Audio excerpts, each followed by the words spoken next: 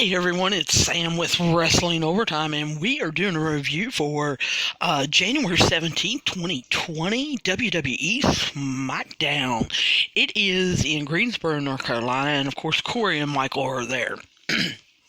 I like that they show the opening. I am absolutely loving that WWE has bought back the pyro and the lasers to start off the show. I'm excited that they actually showed it on TV. A lot of times when that is going off, they're showing a flashback, or they're showing like the Allstate or Progressive or whoever sponsors them. I don't even know or care. But they're showing their little advertisement and everything. So a lot of times we don't get the whole full effect, and they actually showed it this week. So I'm pretty excited. I'm hoping for a good night. I'm hoping for some good matches. SmackDown was so good for so long last year, and I just feel like, I don't know, since a little bit before Christmas, they've kind of gone off the rails. And I haven't, other than The Fiend and Daniel Bryan, I haven't really been able to get in to a lot of matches. I feel like storylines aren't proceeding. They're not really, going anywhere. Sometimes there's not storylines, or if there is, they're not real clear. It's almost like people are just fighting people for the fun of it. And it's WrestleMania season, Royal Rumble kicks that off. And so I really, really want to get excited about WrestleMania and the build up to Royal Rumble. It's in a week and a half, and I'm thinking it just hasn't been that strong. Other than The Fiend and Daniel Bryan, I have to say that storyline has been a nice build. I am extremely looking forward to it. I hope something exciting happens that we can continue it, and it goes on to WrestleMania. I really want to see this storyline continue. I'm excited about it. But I can't help but think, man, Daniel Bryan and Bray Wyatt must be running that storyline. Because there is no way the same people are involved in that storyline that have been writing the rest of the show. Either that, or the writers and the production team and the agents and the producers, and all, they must be spending all 6 days on that storyline. Because for the last, especially 2 weeks, SmackDown has been really disjointed and horrible, and they really haven't been able to get anything that I'm excited about going. And so I'm hoping tonight is going to be better. Like I said, the lasers and the pyro, made me think it's going to be a good night. Then Kane's music hits. Now, of course, I had seen some rumblings and some rumors and stuff like that on the internet that Kane might show up. And they were talking about him possibly showing up at the Rumble. And so, I've got to kind of been watching for this. I really enjoy Kane. Of course, he's a legend. I want to be on the fence about the legends. I want to say, hey, the stars of today really need to stand on their own 2 feet and not have to bring the legends back to really get me excited. I want to say that. But I don't want WWE to listen to that, because I want them to bring back the legends, because I do get excited about them. And, that's where I find myself really marking out, is when, John Cena comes back, when Kane comes back, when The Undertaker comes back. And so, I hear Kane's music hit, and I'm thinking, this is going to be a good night. It started off with the pyros and the lasers, and now of course we're getting Kane. And, other than The Undertaker, and maybe Brock, who is the king of pyro, But Kane, having the fire and everything, I was a little disappointed that they didn't set the ring posts up in flames like, they normally do. They shoot the fire out. I really wanted to see that. But I was just excited to see Kane. And I was excited to see the old Kane instead of corporate Kane. I'm glad to see him back in his masks. Although it is a little disjointed, I'm willing to skip over that. I'm willing to step into the world of make-believe and try to believe that corporate Kane never existed, that he never took off the mask, that he never showed that his face wasn't burned. He never showed that, his head he's got the crew cut going on. I'm willing to step into that with WWE just because of my memories of Kane.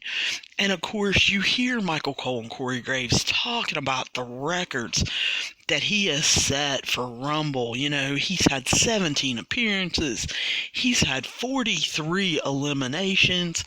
And I'm thinking to myself, are they bringing that up because they're planning on breaking that record? That's the only thing I could think about. As soon as they mentioned it, as he was walking down to the ring, that's the only thing I could think about was, they put up the graphic, they start talking about how he's had 43 eliminations, he set the record, and, Paul Heyman is doing his prediction spiel where, on Raw, where Brock is coming in at 1, and he's going to eliminate 29 men. I have no clue how many Brock has already eliminated in previous Rumbles, but the only thing I can think is I don't want Brock to break that record.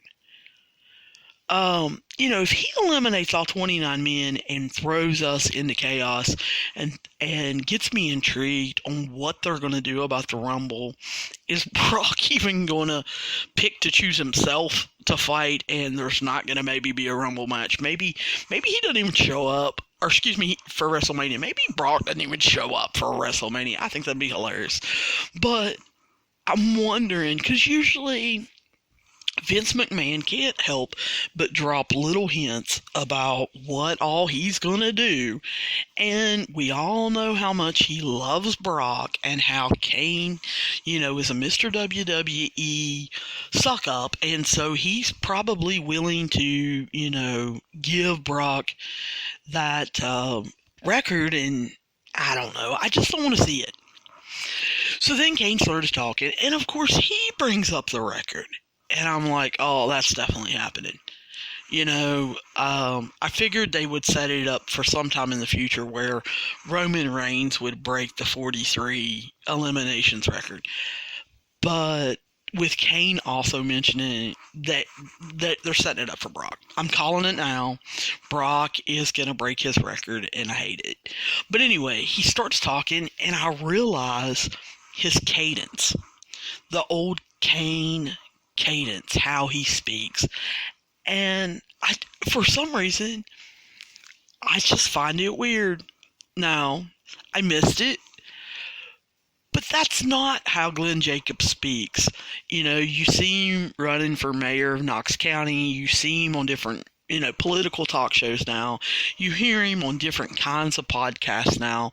He obviously doesn't speak in that cadence.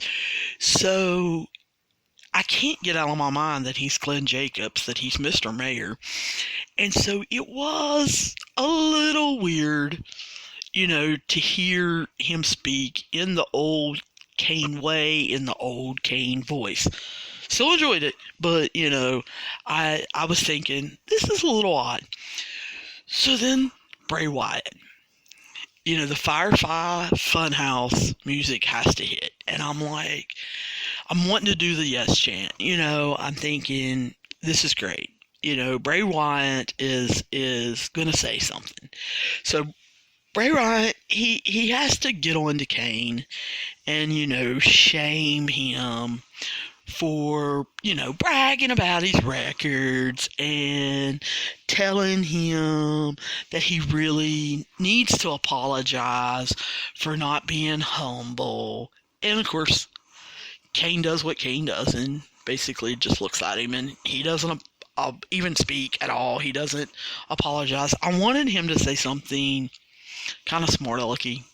I wanted him to say, "Come out here and make me," or something like that. I wanted to see the Fiend arrive. I wanted to see Kane beat him down. I think that would have been added a little interesting element. Is Kane going to show up at Royal Rumble? Instead, I got what I really wanted. If you listen to, last week's show, I was all concerned about Ramblin' Rabbit, and Bray reassured me. Ramblin' Rabbit is alive. And he says he's recovering nicely, and of course he has to show him he's hooked up to IVs with carrot juice. And so I'm definitely marking out, because like I told you last week, love Ramblin' Rabbit. So, Bray has to have a little bit of the Fiend in him and kind of throw Ramblin' Rabbit in the floor. But anyway, he says he will never forget Kane and what Kane did. And of course they have to show the flashbacks of Kane going up against the Wyatt family. And that just made me remember actually how good that story was compared to how WWE is now. But I remember thinking at that time, gee, this is awesome, but it could be so much better. When they showed the flashback of, the ring being, around the ring being set on fire, I mean, I was like, WWE doesn't take it that far anymore. They don't go there, and I want them to. And I hate to be one of those old timers, but I do miss that. And so I'm hoping that with this being a new year, that they will go back in that direction. And I don't want them to go back to stupidity, but the intrigue and the storytelling and the things meaning something, symbolism, I want that. I want storytelling. And I know you guys are getting tired of hearing me talk about that. But I mean, think about it. If you don't have a story, you have two guys in their underwear wrestling around. I don't really get into that. It's okay. But it's the story that brings you to it and wants you to see them wrestle, wants to see them fight, wants to see them brawl, wants to see the high-flying moves, and see them take chances. It's the story. And so that's what I'm really wanting and everything. So him actually showing flashbacks, I'm thinking, this story between The Fiend and Daniel Bryan is, pretty good. And boom, the lights go out. And you can hear the crowd, just anticipation. And I love it that you hear, the siren of The Fiend, and the little bit of lights go on, and we see Kane out of the ring. And I'm thinking, that is such a Kane move. That is such an old-time move. They never used to stand in the ring and just wait for someone to blindside them. When the lights go out, I'm either hitting the deck, I'm getting out of the ring, I'm moving. I don't want someone to surprise me, because when the lights go out, that's what's happening. And so I love it that they let Kane kind of look around. Kane is being cautious. He's an old timer. He knows these tricks, and then the Fiend comes out of the ring. And I love that, because we saw so many moments where the Undertaker and Kane, the Brothers of Destruction, put people through the ring. They come out of the ring. They went in the ring, And so it's almost like that tie with the Fiend actually coming up out of the ring. And of course, Kane sees him. And I love it that Kane kept the mic and said, "What took you so long?" Loved it. And then boom, out of nowhere, Daniel Bryan with the knee. I loved every minute of it.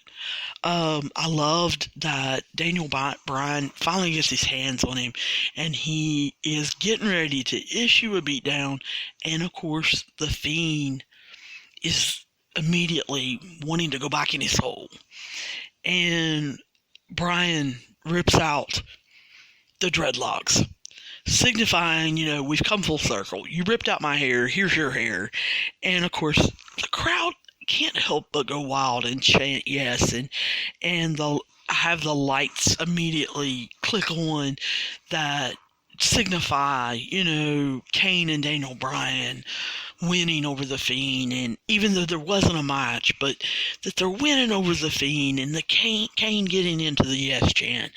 And it's such a good story. I got excited. I couldn't help but think, this is the night that SmackDown turns it around. They really get us ready for the Rumble. I'm so excited. So, of course, they have to go away after that. They come back from commercial, and we get this pretty good, borderline, really good, Becca Asuka commercial with the flashbacks from last year and Becky losing and her journey to get the title, and then her journey to become Becky Two Belts, and her becoming the man, but always wondering about Asuka. And I really enjoyed that commercial / promo, whatever. And I'm thinking SmackDown has turned it around. So they lead off right after that with Kane talking to Daniel Bryan, and them, interrupting, and saying, "Hey, Daniel, what's going on out there with the Fiend?" And Daniel Bryan delivers, gives us an awesome promo. It's the old Daniel Bryan. He's back. He is giving fiery. He doesn't hesitate in his promos. He knows what he wants to say. You can tell he's saying it with passion. It's like he means it, as far as him saying, the Fiend is wanting to play mind games, but all he's doing is running away and disappearing, and how he thought this through, because Daniel Bryan, we all know, is the thinking man's champion, and so he has brought back and came up with, let's have a strap match. And it just hit me. I was like, awesome. He's actually tying in the reason for the gimmick. We're not having a gimmick just for gimmick's sake. They actually presented a story over a period of time of Bray Wyatt doing something, or the Fiend doing something and disappearing and running away and leaving, and maybe, hit and miss, doing these hit and runs and striking out of the blue and then disappearing. And so what better reason to have a strap match? I just hope this match can deliver. Some strap matches do, some strap matches don't. So they can get some kind of boring, but some of the strap matches of old, they come up with some new stuff. I'm really hoping they let Bray Wyatt and Daniel Bryan really sit down, choreograph this, think this through, and come up with something exciting. But I'm calling it. I'm calling it right now, and I hate to. Absolutely hate to. Because I'm going to be rooting Daniel Bryan on. Gotta root the babyface. because I want the heel, I want the Fiend to grow more evil. I want him to have a reason to grow more evil. And, I want it to build. But I know in my heart, I know in my head, after that promo, Daniel Bryan doesn't have a chance of winning. He is not even going to come close to winning at the Royal Rumble. I don't know whether there's going to be some kind of shenanigans. I don't know whether Bray Wyatt is somehow going to disappear. I don't know what's going to happen. Maybe he's going to drag him down to the ring and we're not going to see it for a couple minutes. I don't know. Something's going to happen. And it's going to be cool. I mean, I know that much. So, I like the whole, there's a fine line between, bravery and insanity. I enjoyed that. Somebody really thought that through. So the first half an hour of SmackDown, I'm excited. I'm happy with. It feels like WWE's back. They're getting me excited. And then New Day hits. And I'm like, they start showing John Morrison, and they start showing The Miz, and I called it last week. I said as soon as The Miz had the match with Kofi, and, he beat Kofi, I said, we are going to have a Big E John Morrison match this week. And then at the Rumble, we're going to have some New Day versus The Miz and John Morrison. And to make sure that they hit it off right, they're going to give the tag belts to The Miz and Morrison. And I just think this is a mistake. I really want The Miz and Morrison to be friends. I want them to help each other and all of that, but I want them to stay singles. But they're going to stick them in that tag team division, and I don't want them to. They're going to give them the belts, and the crowd is going to get bored, or they're going to have some new hot tag team, or they're going to build somebody up, and then, like I said, the fans are going to turn and all that, and then they're going to end up giving the New Day the belts back for the 8th time.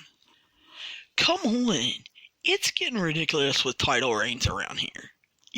Charlotte's already had the belt 10 times, and she's been in the business, it seems like 6 months? No, I know it's been longer than that. But I mean, think about it. Her dad and John Cena hold the record for 16, and Charlotte has another 20 years to wrestle, and she's got 10. The New Day, they're young. They've already had the tag team belts 7 times. It just seems like they build up a pretty decent story. They have the New Day drop them, and then, when the fans get bored, they give them right back. And so, unless they're planning on letting Morrison and The Miz have a pretty decent long title run, or, they re-sign the Revival, and they give them to the Revival, or, the Usos are back. I don't know, but if you take the belts away from the New Day, can they quit having them for a year? Can they go a year without having the belts? Because I'm calling it right now, at the Rumble, it is going to be The Miz and Morrison against New Day. And Miz and Morrison's going to win. They're probably going to have a rematch at WrestleMania. Can we keep the New Day from the belts for at least a year? Because, like I said, it's getting kind of ridiculous. I should be booking for WWE. Yes, I'm rolling my eyes because I know you just did. But, I mean, I'm being serious. Some of the way they book, it's, my 2.5-year-old niece could do. It's, they're not thinking out of the box. They're not creating anything fantastic or intriguing or anything. They're just going through the motions. I absolutely hate Kofi's blonde dreads. What is he doing? I mean, when you see him outside of wrestling in real life, he's wearing the European tight pants, and now he's got the blonde dreads. What is Kofi doing? But anyway, this was a decent match. It didn't really hold my interest. I was excited, to see some new moves by somebody new. Morrison, I know he was doing some of his old moves, but they were new for the WWE since he's been gone 8 years. So, I mean, I really enjoyed. He had some nice newer moves. Of course, we had the save from The Miz, and then I liked the Starship Pain by Morrison for the win. It sets up with pretty good with The Miz winning last week and Morrison winning this week, and then of course they flashed to Corey and Michael, and they both agree. Oh, they've had singles wins over him, so that equates to a tag team title match. Not real sure how that works. It never works in sports. But hey, it's WWE. So 2 singles equal 1 tag team title match. Great. Then they show flashbacks of 7 weeks ago when Bobby Roode, and yes, I'm calling him Bobby Roode. I think Robert Roode sounds stupid. But when Bobby Roode supposedly got hurt by Roman, because Roman threw the table on him. Well, WWE, how stupid do you think we are? You announced Bobby Roode was suspended because of the wellness policy. You put it out. It's still on your website. Come on, how stupid do you think we are? It's just ridiculous. I can't believe that you want us to show this supposed injury, care about it. You never showed him rehabbing. He's not acting like he's hurt from it. So, how stupid do you think we are? But anyway, then of course they have to show a flashback of last week, Roode's comeback. And then Roman Reigns and the Usos cut a promo. It was decent. I mean, I thought it was kind of stupid as far as it should have been the Usos promo. They're coming back. I know we're trying to partner them with Roman because we don't have the Shield to stick Roman with to get the internet fans on his side. So we want to stick them with the Usos because the internet community likes the Usos.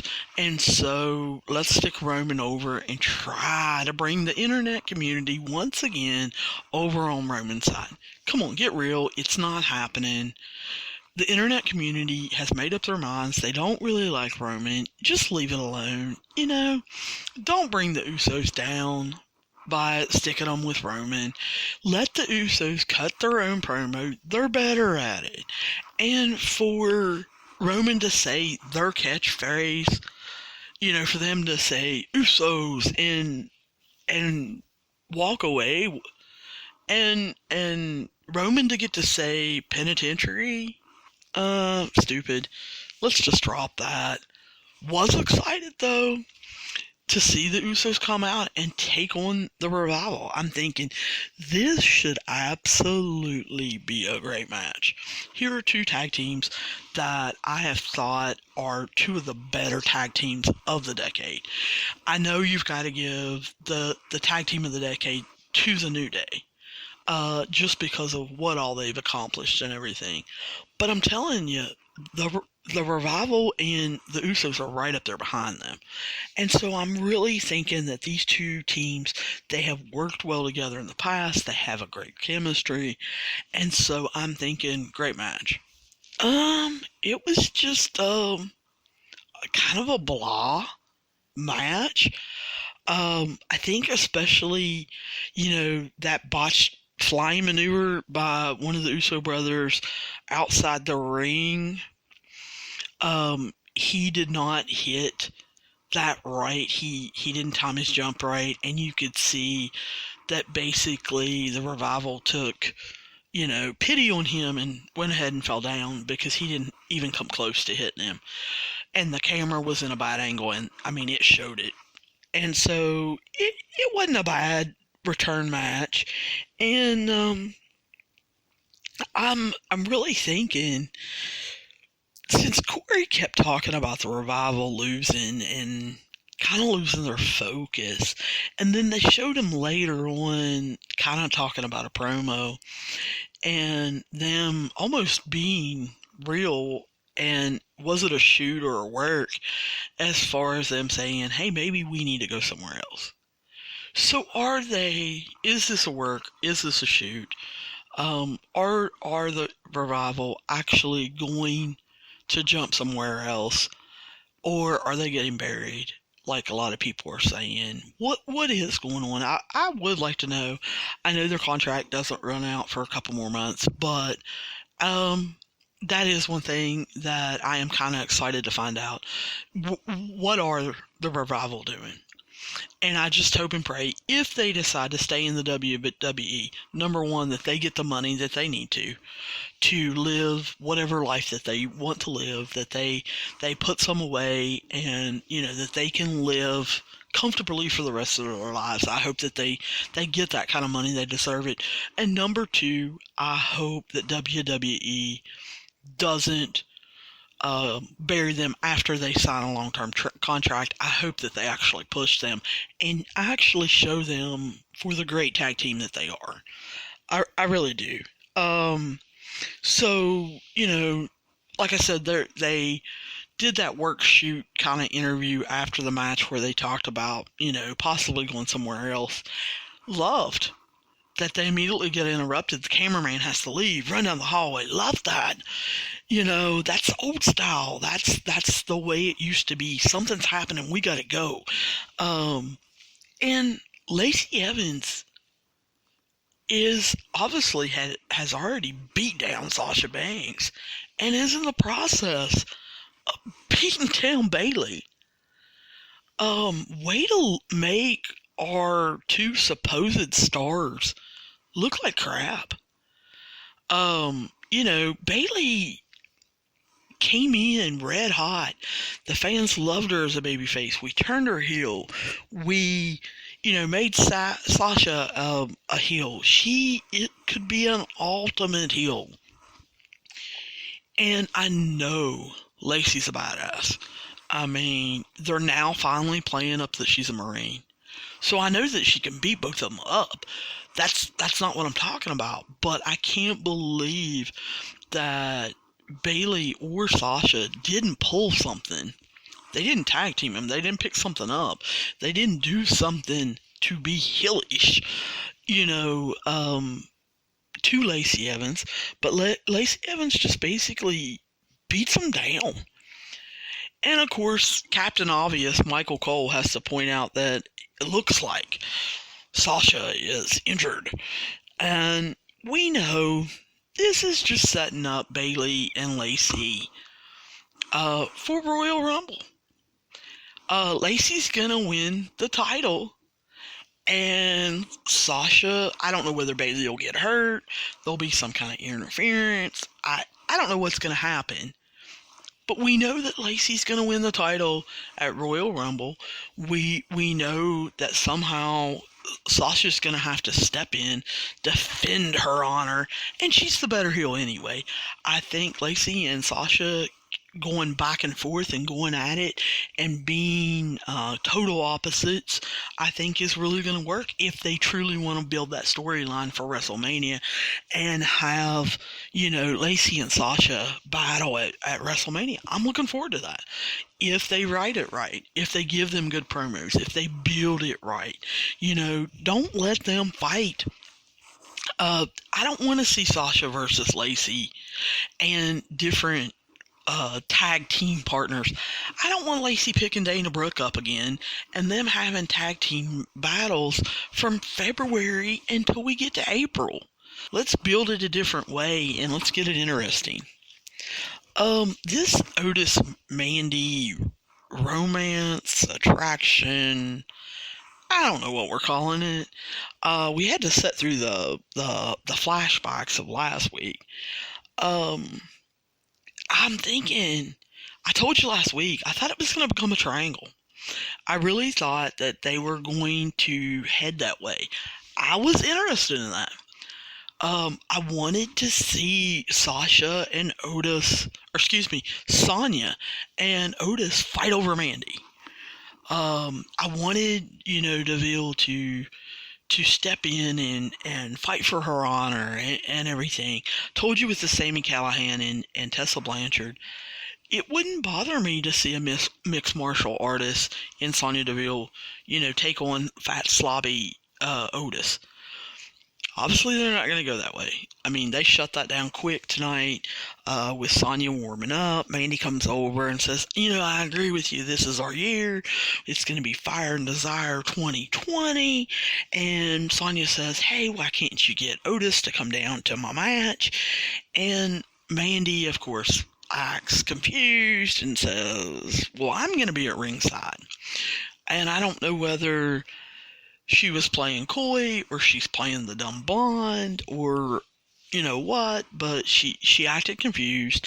And of course Sonya says, ha ha, I get it, smiles, and Mandy looks, I don't know, a little more confused. She says, Otis is just so sweet.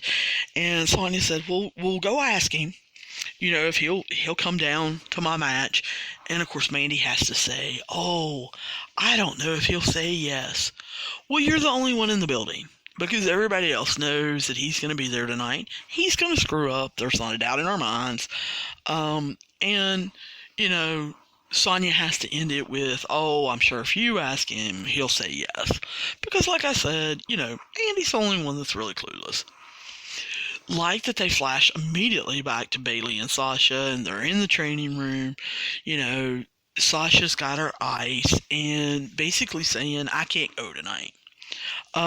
Bayley is saying, she's going to turn her into a stay-at-home mom. Okay, WWE, we get it. Let's get off this garbage. The stay-at-home mom pants, snot-nosed kid, blah, blah, blah, being a parent, and those two are not parents. Hey, we get it. You've done it. It was funny. It's not funny now. You've ran it into the ground. Move on. You want to make fun of her being a Marine. You want to make fun of her, not actually working, however you want to say it. Her being a stay-at-home mom and not working when she has this military background or something. You want to go somewhere else. You're running this mom thing into the ground, and you're going to end up pissing people off.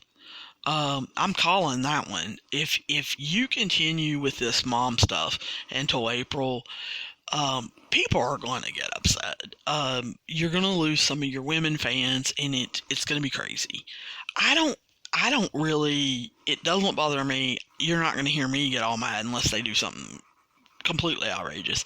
But, I mean, it doesn't take a brain surgeon to realize, you're not, like I said before, you're not getting good heel heat by doing that over and over and over. You're getting go away heat. And they're going to eventually want Bayley to go away. It's getting on the line now. But anyway, Sasha says that, Lacey jumping her, she doesn't deserve to fight her tonight, and that she doesn't want to.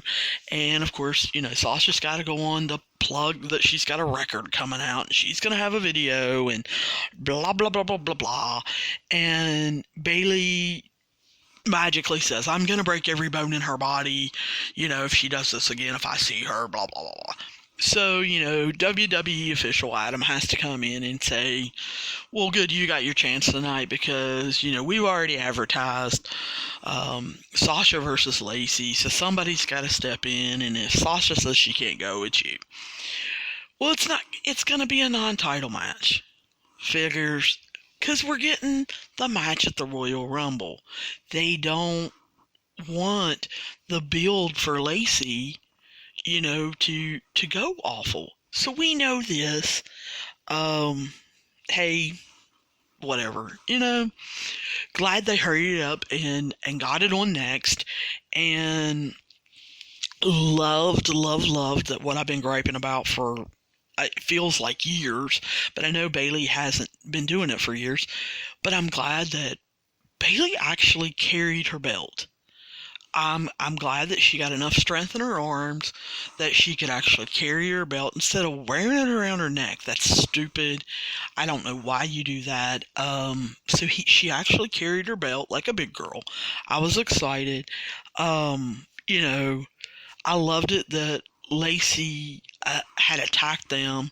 So obviously she didn't come out in her Southern Belle stupid hat and all of that. She actually came out in her wrestling outfit. We got the muscle poses. We got the salutes. We started selling her as a Marine. They talked about her being a SWAT team Marine. That she really can do damage in real life. And I think people like that. They like Ronda Rousey because she can do damage in real life. They like Shayna Baszler. She can do damage. People like that blurry line of reality and make-believe. And her being this sweet Southern belle, that was all prim and proper, and all of a sudden out of nowhere would come out with this right hook. It didn't jive. Now it's starting to make sense. It's been a year since she debuted. Lacey is getting so much better in the ring. She's getting more believable. She's actually learning moves. She's not botching stuff. People aren't having to cover for, But I'll tell you, I'm so disappointed in Bayley. I can't tell you how high I was on Bayley a year ago at this time. I thought she was going to become the female John Cena. And since they have turned her heel, I don't know if it's unconscious or they're doing it on purpose. Somebody's actually setting her down and telling her. But I feel like Bayley's getting worse. She just doesn't look clean and organized in the ring. She's overselling stuff. She's almost looking borderline stupid. Overselling stuff, stumbling around, acting like things are gonna kill her when they don't. 2 years ago, the same exact move off the ropes wouldn't have killed Bayley. And she was a meek, mild baby face, a do-gooder. And it didn't kill her then. Now she's supposed to be this evil heel. And a little, shoulder tackle off the ropes, and she's dying? I mean, it's not believable. So, anyway, I just felt like, especially at the end, when she did stick her knees up for Lacey's moonsault, if you notice and you pay even a little bit of attention, because it was that noticeable, Bayley's scooting over to get in the right spot to get ready for Lacey's moonsault. They covered it, like I said, with Bayley getting her knees up. So I want to believe that, she scooted over so she would get her knees in the right position so she could take advantage of it. But we all know, in reality, Bayley didn't place herself in the right thing, and she had to scoot over in order for the move to even look halfway right. And it's little things like that are just getting on my nerves with Bayley. Although I have to give her props. I have to give her credit. She did take the women's right from Lacey. It looked believable. She did sell that one correctly. It did look believable. And I think if I would have been in the audience, I would have been concerned. I would have got excited. But Bayley to me is just, I don't know, she's getting worse. So then they introduced the new broadcaster, Elise Ashton, and she gets about 2 seconds of TV time. Glad to meet you. Glad we found out a lot about you. Glad you did a lot of interviewing skills by introducing Shorty G, who I'm going to call Chad Gable because I hate the name Shorty G. And he just immediately talks about how Sheamus is projecting his insecurities onto him, and it's okay because he accepts himself. Great message. Love it. It's great for the kids. Chad Gable, boom, great. Get rid of the Shorty G. That's stupid. Just be Chad Gable. Be Chad Gable, the Olympian who accepts his faults, overcomes them. Be the Olympic hero that you are, the wrestler that you are. Not a problem. Of course, then, Sheamus has to interrupt him. And again, same thing with some of the other stories. They're running it into the ground. It's time for it to be over. He pats him on the head, makes comments about, Chad Gable being short. I don't care. He's an American hero. He's obviously overcame that. Tell his story and get him over. Don't use him as a jobber to get Vince's prototype of tall, strong, broad athletes over. Patting him on the head and making fun of him being short. We've been doing this for 6 months. Let's drop it. It's getting old. Move on. Braun Strowman. Man, this is, gotta be the guy that has had the most pushes yet pullbacks in the whole entire world. WWE says, oh, we're going to push him. Then, 2 weeks later, oh, we're not. And it's almost like he disappears. And then he shows up, oh, we're going to push him. We're going to push him for the championship. And then they don't.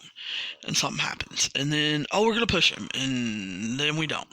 And we're going to push him for the tag teams. And then we have Nicholas show up. And they don't act like they don't know what to do with him.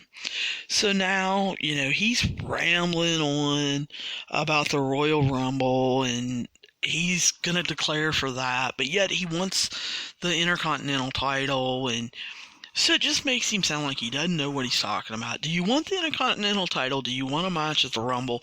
Or do you want to be in the Rumble? Do you want to go for the World Championship? Do you want to go for the IC title? What do you want to do? He goes on, talking about Shinsuke and how he just wants an opportunity. Well, great, whatever. Gladly, they move on to Elias. Of course, they show Elias, like I said last week.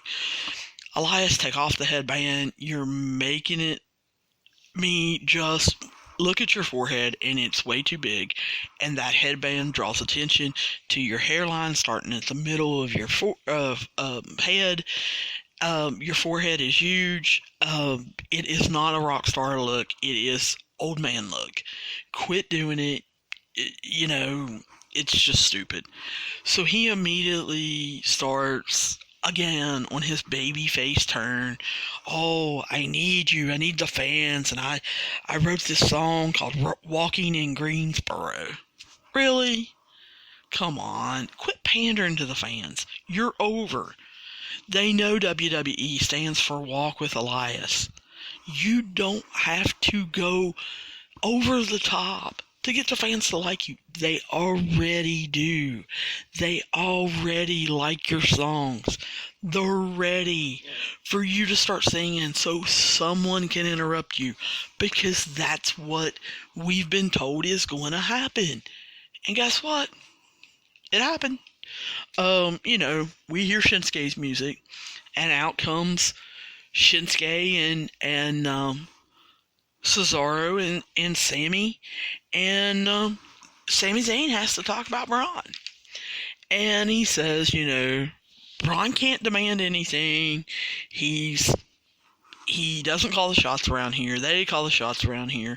And he basically says, yeah, Braun, no, you're not getting it. And then I love how Sami, in his cocky little way, is just like, all right, Elias, you go back to doing whatever you were doing. And Elias says, well, while you were yakking, I wrote a song. And, of course, he has to pander to the crowd again and say, I want you to sing to the chorus, and it's Shinsuke sucks. Okay, Elias, whatever. We're on your side. The fans know you're the babyface. We know we're supposed to cheer for you. You're running it into the ground like everything else. I don't want to cheer you. I don't like you anyway. So, but I understand what the WWE's doing. I understand what you're doing. But, of course, Sammy interrupts him. And I like Sammy says, Cesaro, go tell him what we do to Funny Man. And I love it. Cesaro's walking down there with Cesaro Superman. I'm gonna, get him. And I love Cesaro. Of course, Elias has got to turn the tables on him. Shinsuke gets involved, so does Sammy. And, of course, everybody knows what's happening. Braun's music hits. So Sammy, of course, slides like the weasel he is out of the ring, and Braun has to throw Cesaro and Shinsuke over the top rope at different times to remind us, hey, the Rumble's coming up, and, if you go over the top rope, you're out. Thanks for the reminder. They then go up the ramp, pointing and yelling at each other. Waste of time. There's no storyline here other than Braun, me want title. Great. You've been saying that for 2 years. You're going to do something to piss Vince off, and you're not going to get it. So go home, Braun. Or quit being immature and doing stupid stuff to make Vince mad and actually get yourself a title. I don't really care, but figure something out. Been waiting after we come back from commercial for WWE to make up their mind. What are you doing about The Rock's dad?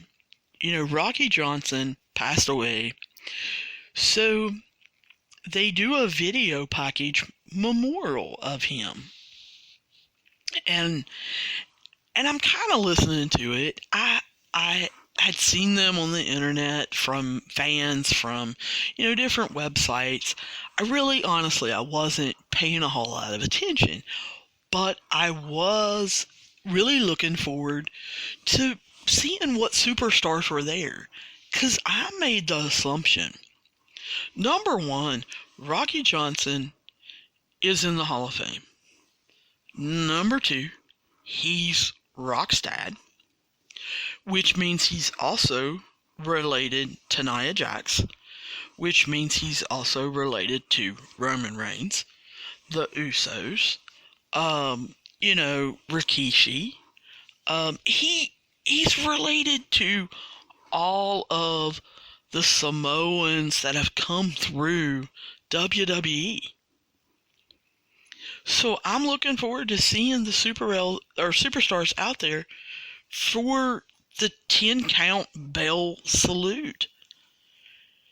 It totally shocked me for them to end that package and there not to be a bell salute. What are the qualifications for that? I don't understand what gets you the 10 bell salute and what doesn't. What gets you into the Hall of Fame but doesn't? What gets you a memorial package but not the bell salute? What gets you a bell salute but no memorial package and just your picture up on the screen? What gets you a 10 bell salute, a memorial package, and a tag team tournament named after you? What are the qualifications for this? And, I don't know. I just assumed there would be a 10 count bell salute and that we would get to see the superstar standing there in silence and, the fans paying tribute to him. So, a little disappointed there, WWE. Just really, really shocked. Didn't like that. So then we've got Fire and Desire in the ring when we come back from commercial. And, we already know Sonya is the one wrestling, so I'm automatically thinking, she must be taking on Nikki Cross, because Mandy took on Alexis last week. But, no, Bliss's music hits, and we see Nikki Cross accompanying her, and Bliss is actually, taking on DeVille. So I was like, huh, I am a little bit interested in this. I really want to see this. We've got DeVille, the MMA fighter. She's got the quick strikes. She's more of a MMA style athlete, whereas Bliss is more the gymnast. She's got a gymnastics background. She's a little bit more high flying than DeVille is. She's got a different kind of moveset. And so I'm really interested, what kind of choreography did these two, work up?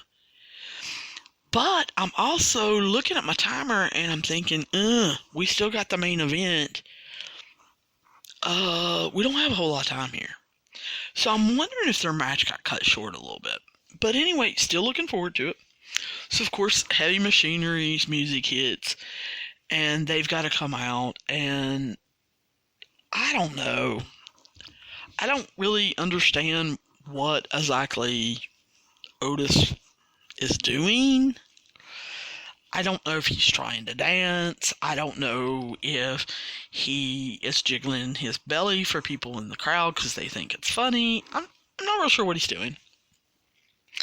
But anyway, it is, I don't know, a little weird. Mandy's got heels on. She becomes a distraction for Bliss, so, DeVille actually starts her offense, takes over the match. At one point in the match, the camera obviously screws up because they show Otis gyrating and making stupid faces for the crowd and for the camera. Kevin Dunn switches the camera angle back to DeVille. He must not have looked at that camera angle before he switched it. DeVille is laughing as she's got Bliss, in a hold, and she's laughing, and you can tell the look on her face is, this guy is stupid. I can't believe he's doing that to get attention. And I don't think it was on purpose. I think that they just shot to the wrong camera at the wrong time. But anyway, you can kind of see Bliss and DeVille, they have some good chemistry. And like I said, they're kind of opposites as far as their movesets. And I think eventually, hopefully one day, they'll have a good match together just because their movesets play off of each other so well and they're opposites. I'm looking forward to that. But anyway, of course, this is not what this is about. This is about Otis and Mandy. So Mandy has to climb up on the ring ropes on the top in heels. Again, WWE, you're not making sense. No one's doing that. I don't care if Mandy's a stupid blonde. She's not climbing up on those ring ropes to do some stupid move on Bliss so DeVille can win a match in heels. No. But anyway, she does it, and, Nikki Cross, of course, knocks her off. And Otis, with his quick as a cat reflexes, catches Mandy, and then is totally disgusting with his tongue.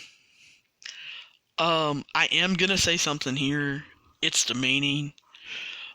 With the Me Too movement coming, that's ridiculous. That's childish. WWE, that's ridiculous. He did it last week. No one really said anything. Guys, you guys went overboard making it into a meme, a gift, and spreading it all over the internet. It's gross. Women don't get into that. You guys think it's funny. That totally turns women off. And I was really disappointed that WWE had Mandy act like, oh, I enjoy that, I get into that. Because you Neanderthal guys actually think that by doing that it gets us women all bent out of shape and turned on. It doesn't. It's gross. WWE, grow up. This ridiculous. So Sonya, of course, gets distracted because she wants to go check on Mandy, and Bliss wins with a roll up. And of course, Mandy immediately goes to Sonya to make sure, oh, are you okay? And Otis takes his shirt off. What? And then they go back to the ring and they're showing Fire and Desire, and then they flash and he's got his shirt off. And I know he's thinking, I'm betraying Hulk Hogan. Me get mad, me rip my shirt off. Dude, you didn't rip it off. You actually took it off over your head the way anyone else does. You getting mad is like Jello getting mad. You are not the Incredible Hulk. You look like a 2-year-old throwing a temper tantrum. Again, WWE, please grow up. Please grow up. We go to Corbin and Dolph. Dolph, you're ridiculous in your trucker hat and sunglasses. You look like you got a mullet when you're doing it. It's horrible. But they're talking, Bobby Roode, you gotta win the stipulation match. And so we get to the main event. It's a tables match. It's, it's for the stipulation in the Royal Rumble. Roman wins, he sets it. Roode wins, Corbin sets it. And I'm thinking, surely this is going to be a good match. This is going to be a main event. We have been, again, riding the roller coaster of having, great segment in the beginning with Daniel Bryan and The Fiend going down, up, down, staying down. I'm thinking, hey, tables match. We just will end on a good note. No. This was just not a entertaining tables match. I don't know what their deal was. Bobby Roode is better than this. I want the Bobby Roode that was in TNA. I want the evil heel. I want the guy that had that moveset. He can wrestle. He can, make fans hate him. He can make fans love him. Bobby Roode can do things. This table match, there was no choreography. There were no great spots. There wasn't even a moment where, I think somebody's going through a table. They did a lot of, I'm going to pick you up. I can't get you all the way up. Well, really, if you're portraying Roman as this Superman, he can't get Bobby Roode up. Are you serious? Because you haven't been portraying Bobby Roode as this great technical wrestler. You haven't been portraying Bobby Roode as this mastermind. So, why can't Roman pick him up? Corey and Michael have checked out. They're not selling this match. They act like they could have cared less. But anyway, Corbin comes out, Dolph comes out, they beat down Roman, and, they're going to put him on the announcer table. But we've got to remind everybody the Usos are related, and they've got Roman's back, so here they come. I will say this. The Usos come out, and they made the match. They start beating people down. Of course, Corbin runs away. They stick Dolph on the announcer's table, and they do, the tightrope thing on the barricades, and do a double Uso splash, and put Dolph right through the table. That was the best move of this whole entire match, and no one that was in the match made the move. Dolph's on the table, he's not in the match. Usos made the move, they're not in the match. So, of course, this gives the opportunity to Roman to spear Bobby Roode through the table. Thank God we're ending this, Like I said, Corbin's running away again. He's been a chicken heel for over a year now. This probably should have been the strap match. Roman should have said, I'm not chasing you all over this building. All you do is run away. You throw your goons at me. You have them handcuff me. You have them... This actually should have been the strap match. They had the perfect opportunity, but no. It's a no falls count anywhere match for Rumble. Are you serious? So we're going to have these two idiots run around all over the arena. You know, they're going to be at the concession stand because everybody's got to go to the concession stand. We're going to have them backstage being thrown into equipment. You know, they're going to get thrown into a locker room door. Hopefully it's not raining. No, I kind of hope it is. Put them outside in the rain. Let them play in the rain. You know, have them slam each other in the rain, into a car, into something. But I bet they don't take them outside. I bet they don't. I bet they don't take them outside. I bet they just run around their arena and waste a bunch of time. You know, resting is what they actually are doing. They're running around their arena and somebody's playing chase. And then they throw each other into some equipment, sell it, and one of them runs away so the other one can chase them again. Great. Big waste of time. You know, I'm going to be probably watching this live, and I'm going to be going and getting some drinks and stuff because I am going to want something to do while they're running around. Boy, I'm hoping Raw is better. Still, you know, kind of into what's going to happen on Raw. So, let's see if Becky and Asuka escalate. Let's see, you know, is Lana Rusev and Liv going to get interesting? We know Lashley is not. We gave up hope a long time ago of Bobby Lashley being interesting whatsoever. He's not going to be. So it's going to be up to Rusev and Lana and Liv, if they're going to continue this program, to actually carry it. And so let's hope somebody steps up with that. You know, I want to see what's going to happen. Brock is supposed to be back. I don't know why. But, you know, Brock is supposed to be back to, I guess, brag about being in the Rumble again and that he showed up for work. I don't know. But let's hope Raw's better. I will see you guys soon. You guys drop me a line at wrestlingovertime@gmail.com. Tell me what you think. Or hit me up on Twitter or our Facebook page at Wrestling Overtime. And I look forward to talking to you guys soon. You take it easy.